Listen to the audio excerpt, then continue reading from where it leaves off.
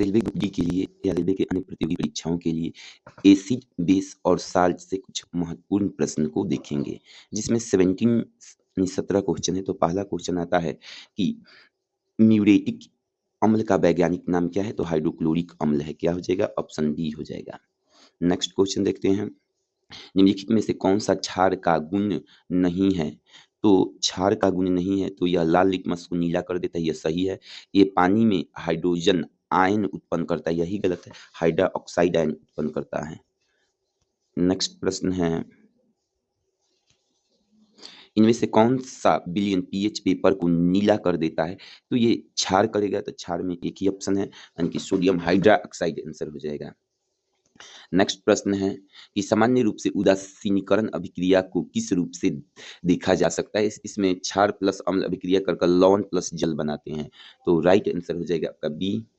Next प्रश्न है कि NaCl एक लवण है जो बनता है यानी कि तीव्र अम्ल और तीव्र क्षार से बनता है, तो ऑप्शन हो जाएगा आपका सी।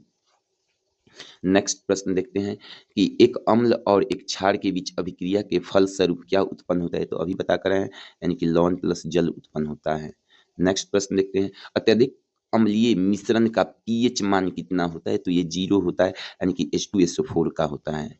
नेक्स्ट प्रश्न देखते हैं, निम्नलिखित में से कौन सा विकल्प उस लवण का उदाहरण है जिसके जलीय विलयन का पीएच मान 7 से कम होगा? जो 7 से कम होगा वह अम्ल होगा, जो 7 के बराबर होगा वह लवण होगा, और 7 से अधिक होगा वह आपका क्षारीय होगा। तो इसमें अमोनिया क्लोराइड हो जाएगा, क्योंकि सोडियम जितने भी धातु के ऑक्साइड या कार्बोनेट है वह सब क्या होंगे? क्षारीय होंगे। चलिए नेक्स्ट प्रश्न देखते हैं, इनमें से किस विलयन का पीएच मान सबसे कम होता है? तो वह टमाटर का हो जाएगा, लगभग 2.2 के आसपास होता है।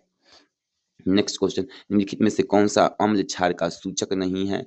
तो ये स्टार्च पेपर नहीं, बाकी फिनेप्थोलीन है, मेथिल ऑरेंज है और लिटमस है। नेक्स्ट प्रश्न देखते हैं, एल्युमिनियम ऑक्साइड की प्रकृति कैसी होती है? तो ये उभयधर्मी होती है। क्या होती है? उभयधर्मी या द्विधर्मी। नेक्स्ट प्रश्न देखते हैं, निम्नलिखित में से कौन सा लवण अम्लीय है? तो अम्लीय की बात कहा, जितने भी धातु के ऑक्साइड होंगे वह सब क्या होंगे? यानी कि क्षारीय होंगे, तो अम्लीय कौन हो जाएगा? अमोनियम फास्फेट हो जाएगा। और मिथाइल ऑरेंज क्या करता है? मिथाइल ऑरेंज क्या करता है कि अम्लीय माध्यम में लाल और क्षारीय माध्यम में पीला होता है। मिथाइल ऑरेंज अम्लीय माध्यम में लाल और क्षारीय माध्यम में पीला होता है।